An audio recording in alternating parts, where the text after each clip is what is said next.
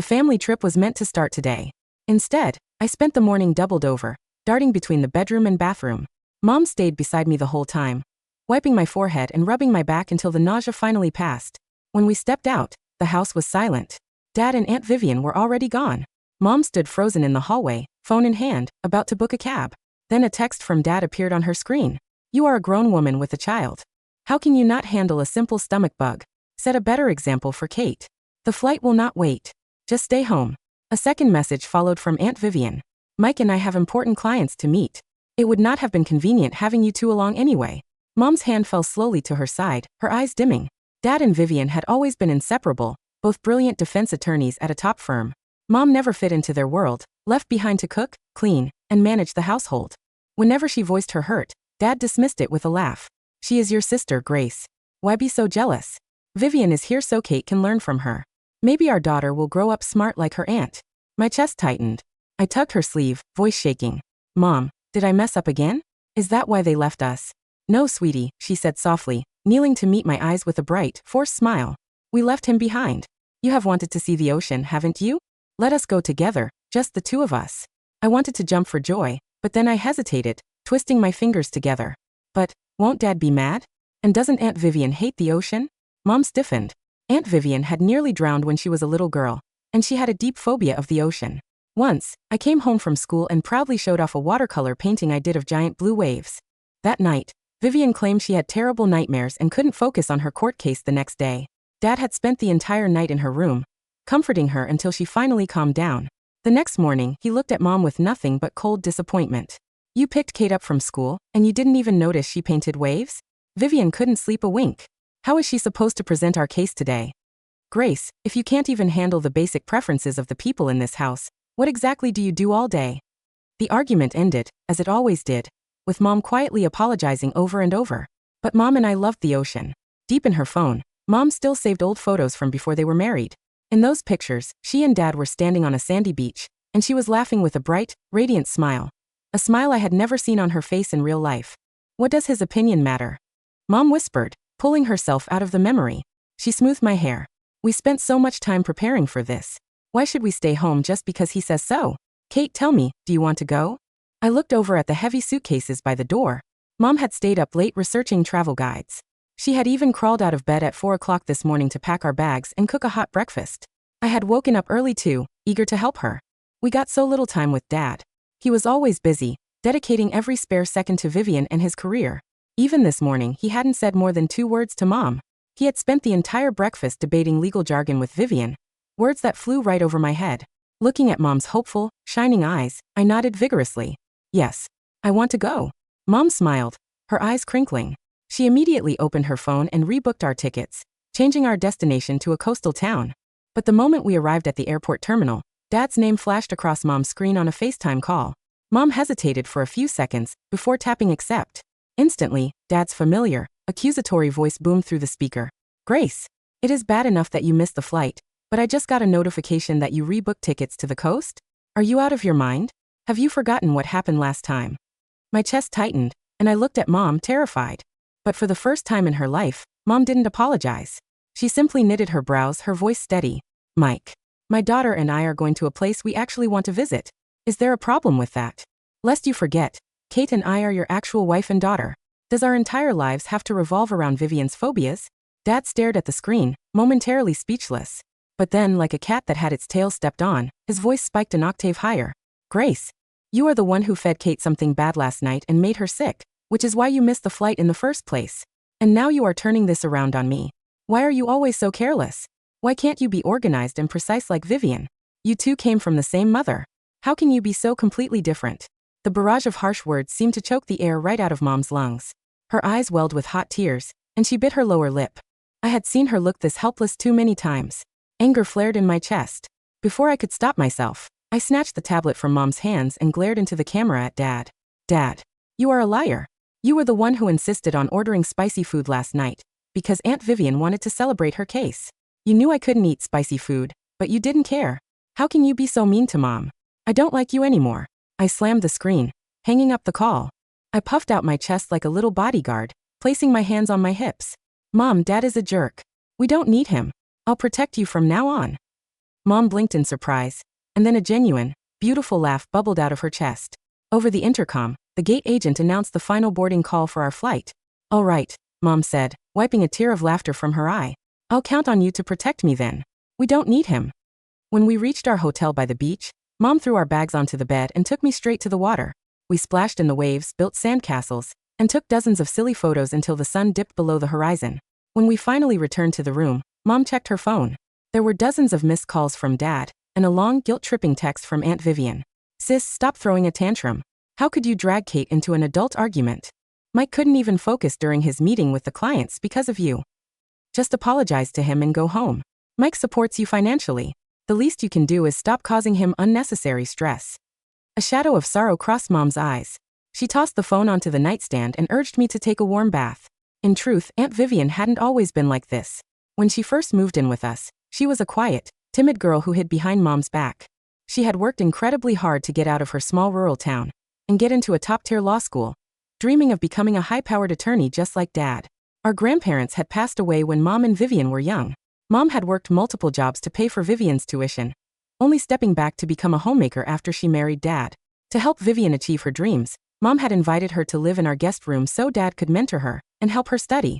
But somewhere along the way Vivian looked at Mom changed. Sometimes, when Mom wasn't home, Vivian would look over my graded schoolwork and let out a cold, mocking sneer. "You really are Grace's daughter. Utterly brainless. If your mother hadn't trapped your father first, a brilliant man like him would never be stuck with such a stupid kid." I had run to Dad crying, desperate to tell him what she said. But Vivian would just put on a sweet, innocent face and deny it, and Dad would turn around and blame Mom for filling my head with lies. A sharp knock on the hotel door snapped me out of my thoughts. Mom quickly dried my hair, bundled me into my pajamas, and went to open the door. Standing on the threshold, looking exhausted and disheveled, was Dad. He stared at Mom for a long moment, then looked over at me. He let out a heavy sigh, walked into the room, and took the hairdryer from Mom's hand to finish drying my hair. Mom stood by the window, watching silently. She didn't do what she usually did: flutter around him, asking if he was hungry, or clinging to his arm. A flicker of panic crossed Dad's eyes. He tried to crack a few jokes to make me laugh, but I kept my face squeezed into a pout and refused to say a word. Once my hair was dry, he walked over to Mom, his shoulders slumping. "Grace, look at what you've done. You get angry at me, and now even our daughter won't talk to me." Mom remained silent. Dad's jaw tightened, his usual urge to scold her rising to the surface, but he forced himself to swallow it down. He lowered his voice, trying to sound reasonable. "Grace, stop acting like a child, all right? We agreed we wouldn't fight in front of Kate. And about Vivian, you were the one who practically begged me to mentor her and help her career. How can you blame me for being close to her now?" I was in the middle of crucial client meetings, but the moment I heard my wife and daughter were upset, I hopped on the very next flight. "Doesn't that prove how important you both are to me? Let me stay tonight, and we can put this behind us." Mom looked at me, then at Dad. For a second, the coldness in her expression seemed to thaw. But before she could speak, Dad's phone vibrated loudly on the table. The screen lit up with the caller ID. "Vivi Love." Mom's face froze. I knew for a fact that whenever Mom called him, his phone simply displayed her full name: Grace. Dad swallowed hard, feeling Mom's gaze, but he answered the call anyway. Aunt Vivian's frantic, needy voice echoed clearly through the quiet room. "Mike, you have to come back. Grace forgot to pack the core files for the case when she was organizing your briefcase. This client is incredibly important, and only you know the details." Dad's face fell. He looked at Mom with a familiar flash of deep disappointment. Without a second thought, he grabbed his coat. "Vivian, don't worry. Hold on, I'm heading to the airport now." "Mike," Mom called out, her voice dropping to a dangerous whisper. "You just got here, and you're already running back to her? She has been working on this case with you from day one. How could she not know the files? What exactly are Kate and I to you?" "Enough," Dad snapped, his patience evaporating. "Isn't this your fault in the first place? If you had packed my things properly and done your job as a housewife, would I have to fly back to help her? If you could actually comprehend a single line of legal text, would I even need Vivian's help? I flew all this way to find you, and you haven't given me a single warm look. Now I have to go handle a crisis, and you are throwing another tantrum. Grace, why are you so incredibly difficult to please?" He paused, glancing down at me as I sat frozen on the bed. "And look at Kate. Her grades are mediocre, and now she is throwing attitude. Growing up under your shadow is clearly ruining her. If this keeps up, I'm going to let her aunt take over her education." With that, he turned on his heel and stormed out, slamming the door so hard the walls trembled. Mom slowly slid down against the wall, burying her face in her knees. Her quiet, Breathless sobs filled the empty room. Bad dad. He promised he wouldn't fight in front of me, and he broke his promise immediately. I climbed off the bed, wrapped my small arms around Mom, and tried my best to comfort her. After a long time, Mom wiped her tears. She looked at me, her voice trembling. Kate, if Mom told you that you wouldn't see Dad for a very long time, would you be sad? No. I crossed my arms and huffed. We barely see him anyway. And I don't want to go to school anymore if the teachers keep asking if Aunt Vivian is my mom. I only have one mom. Whenever Dad picked me up early from school, Vivian was always riding shotgun in his car. My homeroom teacher had even teased me once. Kate, your father and mother are such a stunning couple. I watched them in court once. Their chemistry is absolutely enviable. And Dad had never bothered to correct her. Hearing my answer, Mom let out a wet laugh. She tucked me into bed and spent the next hour making several quiet phone calls. When she finally climbed into bed beside me, I saw a peaceful, relaxed smile on her face for the very first time.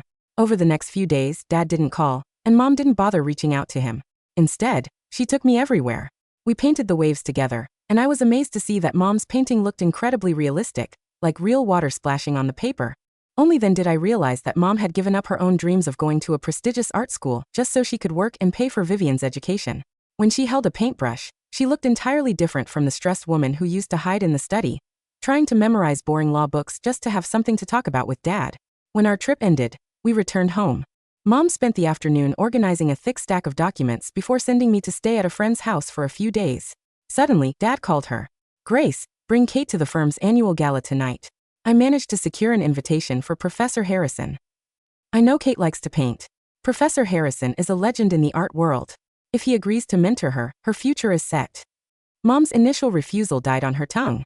She agreed, picked me up, and drove us to the gala.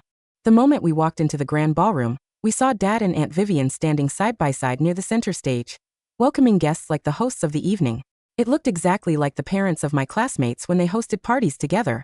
Seeing us arrive, Vivian put on a show of affection. She scooped me up in her arms in front of several prominent guests. Oh, look at our little Kate. You've gotten so thin and dark. I've only been away from you for a few days, and look what your mother did to you. In an instant, the whispers started.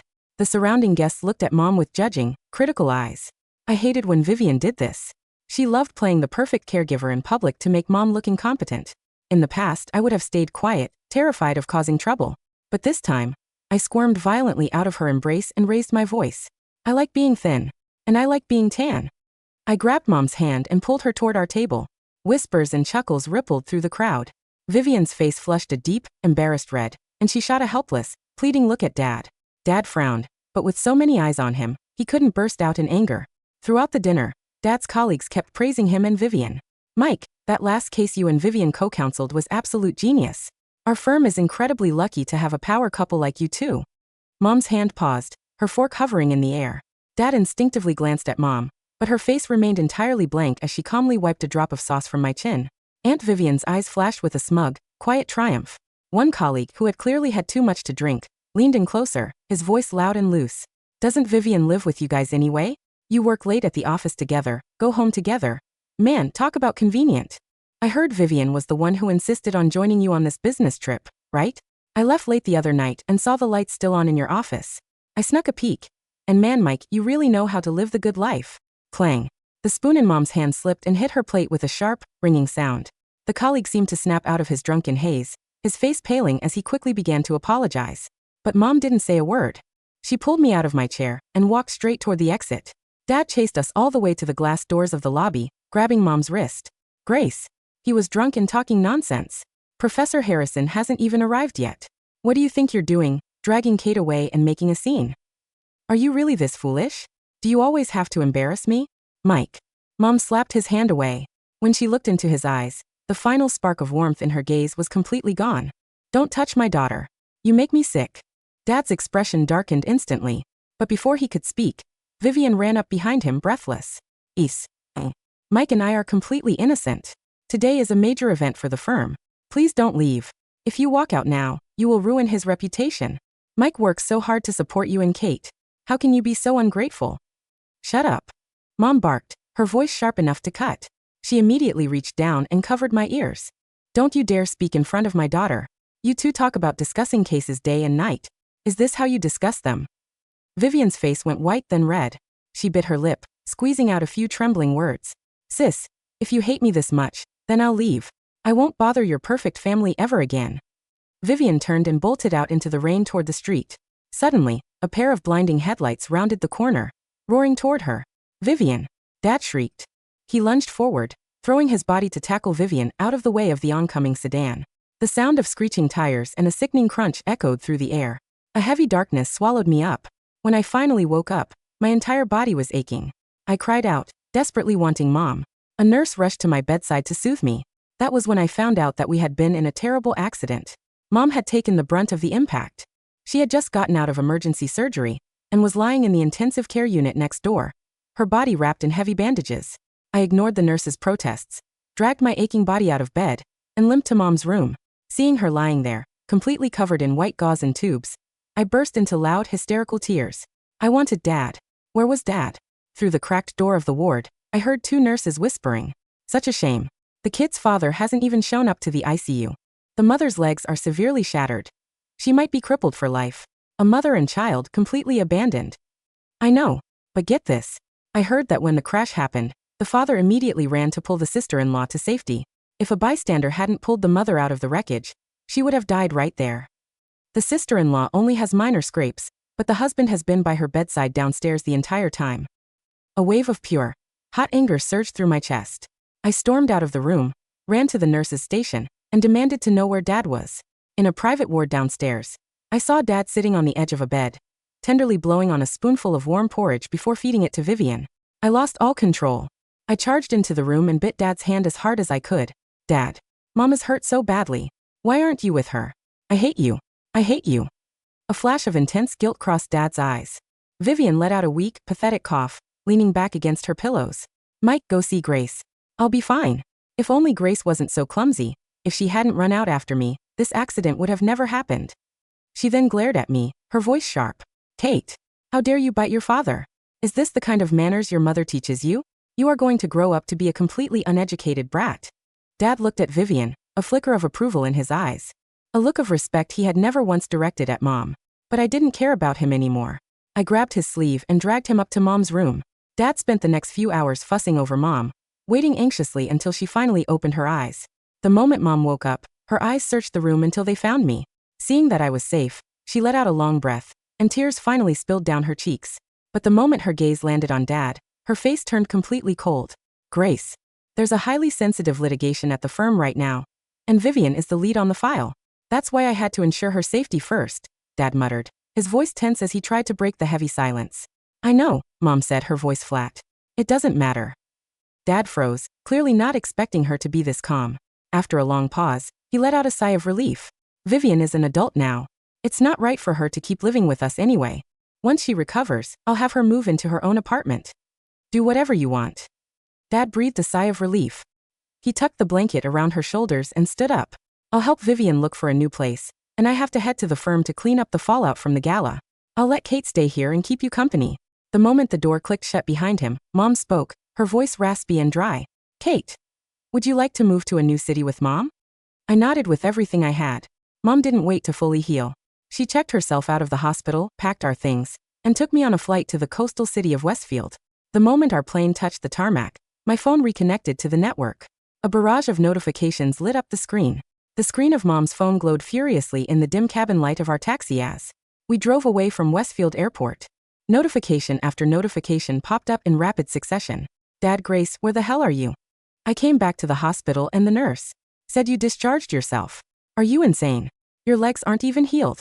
Dad, answer your phone. Kate isn't in her room either. Did you take her? Aunt Vivian, sis, Mike is furious. You're being so dramatic.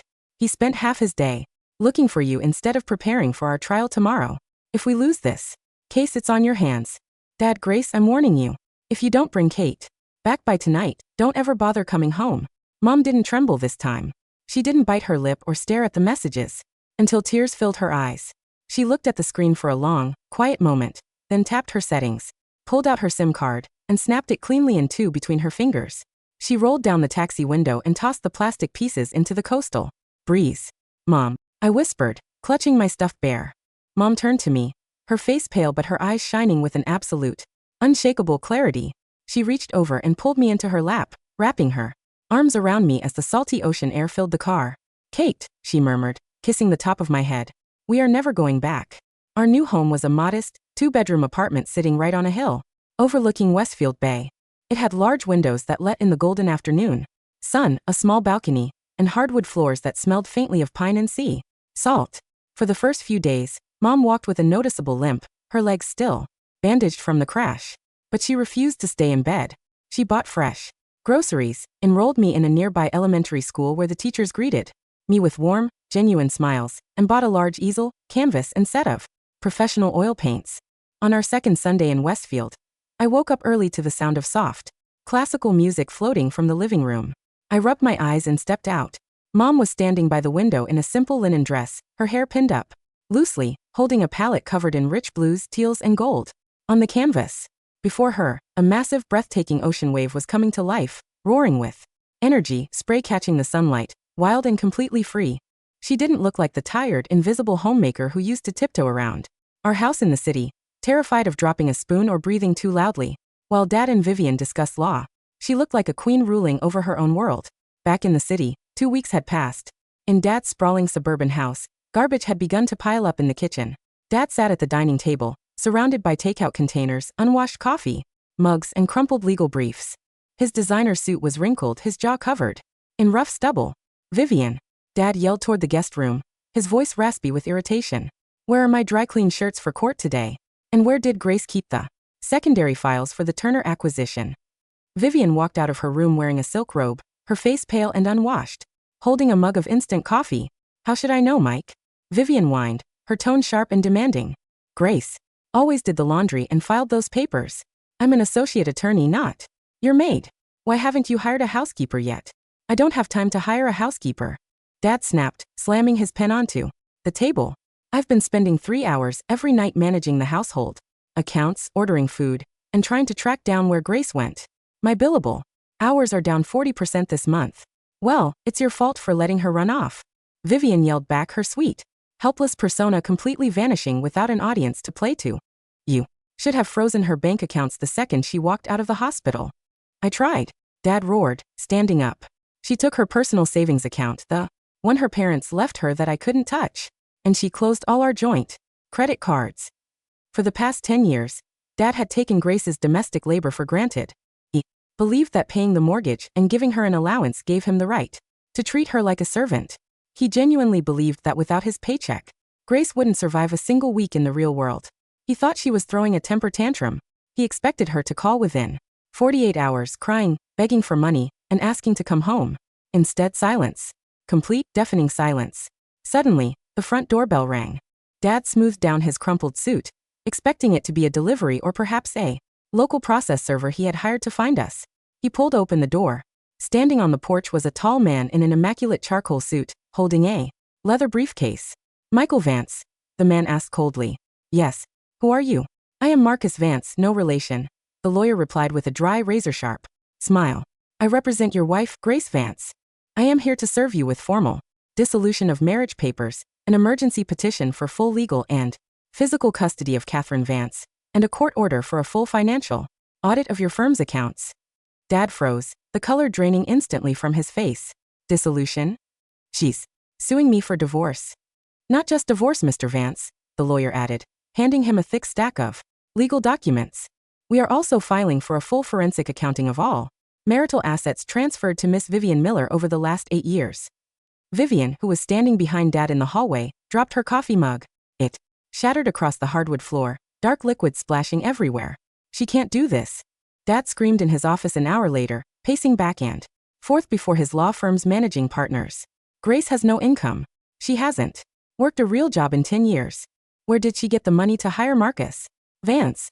Marcus Vance was the top matrimonial attorney in the state, a legal titan known for obliterating arrogant hiring husbands in high-net-worth divorces. His retainer alone cost $50,000. One of the senior partners, a gray-haired man named Henderson, looked at Dad with deep disappointment. "Mike, you idiot," Henderson sighed, tossing a magazine onto the table. "You really have no idea who your wife is, do you?" Dad blinked, confused. "What are you talking about?" Henderson flipped the magazine open. It was Art and Heritage, the nation's premier fine arts journal. The cover feature was titled, The Return of a Prodigy, Grace Miller's Westfield exhibition. On the center page was a full-color photograph of Mom. She stood in a sunlit gallery in Westfield, wearing an elegant navy jumpsuit, her hair styled in soft waves. Beside her stood Professor Harrison, the legendary art master Dad had tried to beg for an audience with at the gala. The article detailed how Grace Miller, once a brilliant prodigy who mysteriously disappeared from the art scene a decade ago, had unveiled her new collection, The Ocean's Daughter in Westfield. Every single piece had sold out on opening night for a combined total of $600,000. Professor Harrison was quoted directly, "Grace Miller's talent is generational. It is a tragedy that she was hidden away in a domestic kitchen for 10 years. But her rebirth is nothing short of magnificent." Dad stared at the page, his breath catching in his throat. The woman he had called brainless, uneducated, and incapable of understanding a single line of text was being celebrated by the global elite as an artistic genius. And the money she had earned from her gallery opening was more than enough to fund the most aggressive legal team in the state.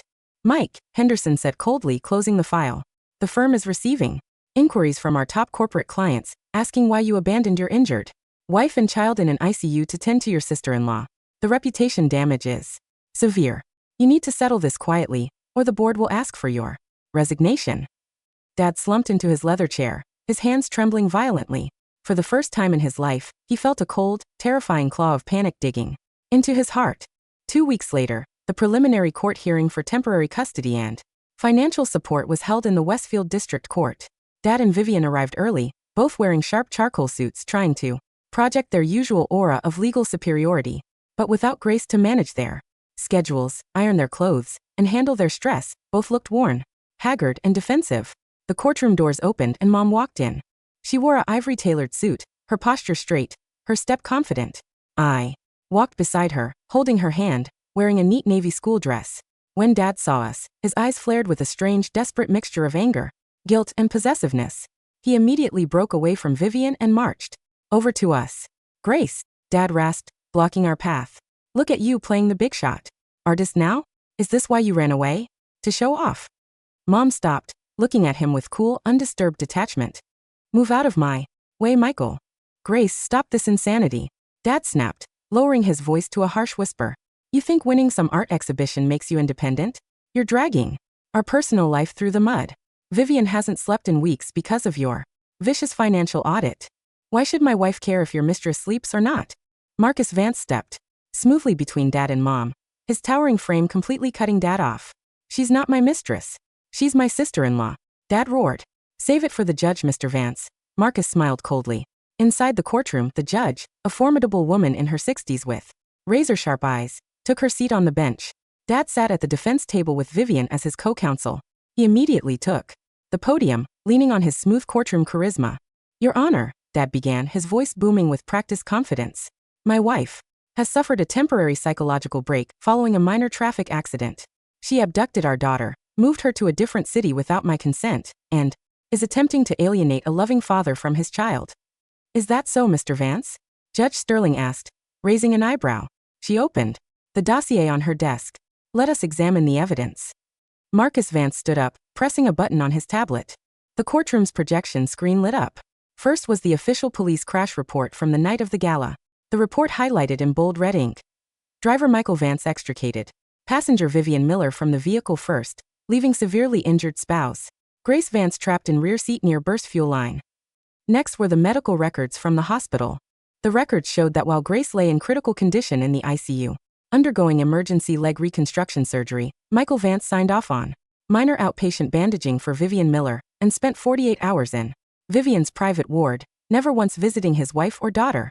The gallery of spectators let out a collective, horrified gasp. Dad's face turned bright red. "Your Honor, that is a misrepresentation." Vivian was in shock. "I was merely acting as a responsible family member." "Silence, Mr. Vance," the judge barked, slamming her gavel down. Marcus Vance clicked the tablet again. "Next, Your Honor," Marcus spoke smoothly. "We present the financial records, detailing Mr. Vance's handling of marital assets over the last 8 years. On the screen, a massive spreadsheet appeared, tracking every transaction from Dad's accounts. Over 8 years, Dad had transferred over $800,000 of marital funds directly to Vivian Miller. Full tuition, housing, and living expenses for Vivian's law school. A down payment on a luxury 2-bedroom condo registered solely under Vivian's name. Designer clothing, lease payments on a luxury sedan, and personal European vacations, all categorized as business expenses for the firm. Meanwhile, Grace's monthly household budget for food, clothes, and raising Kate had remained capped at a meager $2,000 a month. The judge's eyes narrowed into slits as she glared down at Dad. Mr. Vance, you claim your wife is financially irresponsible, yet you used marital equity to fund your sister-in-law's entire adult life. Vivian panicked, jumping out of her seat. Your Honor, those were legitimate, professional investments. I am a junior partner at the firm. Sit down, Miss Miller. The judge thundered. You are not listed as lead counsel here and your conduct is deeply questionable. Dad stood frozen at his table, sweat pouring down his forehead, realizing that every single lie, every single manipulation he had used to keep Grace suppressed for 10 years was being laid bare under the cold light of the law. The judge didn't hesitate. She issued an immediate series of temporary orders. 1 full, exclusive physical and legal custody of Kate to Grace Vance. 2. An immediate injunction freezing all of Michael Vance's liquid assets and real estate holdings pending final asset division. 3. A restraining order keeping Michael Vance and Vivian Miller at least 500 feet away from Grace and Kate. 4. An order compelling Michael Vance to pay $15,000 a month in interim child support and legal fees. When the judge's gavel struck the wood, Dad looked as if he had been punched in the gut. He collapsed back into his chair, staring blankly at the bench. Vivian grabbed his arm, crying hysterically. Mike, what are we going to do? My condo. They can't take my condo. That's under my name. Shut up, Vivian. Dad snapped, shoving her hand off him in front of the entire courtroom. Just shut the hell up for once. Vivian gasped, staring at him in utter shock. It was the first time in 8 years that Dad had ever raised his voice at her. Mom stood up from the plaintiff's table. She didn't look at them with hatred or triumph. She looked at them the way one looks at a pair of noisy insects on a sidewalk, utterly irrelevant. She took my hand, adjusted my jacket, and we walked calmly out of the courtroom, into the bright afternoon sunshine. Over the next 2 months, Dad and Vivian's lives descended into absolute catastrophe. The news of the financial audit and the crash report leaked to the legal community. The State Bar Association opened an official ethics investigation into Michael Vance for misusing firm resources and concealing conflicts of interest regarding Vivian Miller. Under pressure from major corporate clients, the partners at Vance and Henderson forced Dad to resign. Without his high-paying salary, with his bank accounts frozen and with mounting legal fees, Dad was forced to put his suburban house on the market. Meanwhile, Vivian's career was completely over. No law firm in the state would hire an associate who had been publicly exposed for leeching off her sister's husband and failing basic ethics reviews. To make matters worse, without Grace to cook, clean, and manage their lives, Dad and Vivian turned on each other like wild animals. They argued constantly in their shared rented apartment over money, chores, and ruined reputations. If you hadn't insisted on going to that stupid gala, none of this would have happened. Dad screamed at her one evening, throwing a stack of bills onto the coffee table. If you were half the man you pretended to be, Grace wouldn't have left you in the first place. Vivian shrieked back, her face twisted in ugly rage. You're broke, Mike. You're a disgraced, disbarred loser. The toxic illusion of their soulmate professional connection evaporated the second the free ride came to an end. 3 months later, the final divorce decree was signed. Grace was awarded 70% of all marital assets, full ownership of the proceeds from the suburban home sale, full recovery of all funds funneled to Vivian, and permanent sole custody of me. On a warm Saturday evening in early autumn, Mom held her first major solo exhibition at the Westfield Museum of Fine Arts. The grand hall was lit with warm, golden light, filled with international art, collectors, museum directors, journalists, and city dignitaries. I wore a white lace dress, walking proudly beside Mom as patrons lined up to congratulate her. Miss Miller, a famous Parisian gallerist, gushed, looking at Mom's flagship painting, a massive, vibrant portrait of me laughing on the beach under a brilliant blue sky. The emotional depth in your work is staggering. It radiates such pure, triumphant joy. Thank you, Mom smiled, her voice smooth and confident. It's easy to capture joy when you're finally living in the light. Suddenly, a disturbance occurred near the museum entrance. A disheveled man in a worn, faded suit tried to push past the security guards. It was Dad. He looked 10 years older. His hair was gray at the temples, his face gaunt, his eyes sunken and bloodshot. He looked like a ghost who had wandered in from the dark. Grace! Kate! Dad shouted, his voice hoarse, desperate. Please, just let me talk to them for 2 minutes. The security guards moved to tackle him, but Mom raised her hand, signaling them To pause.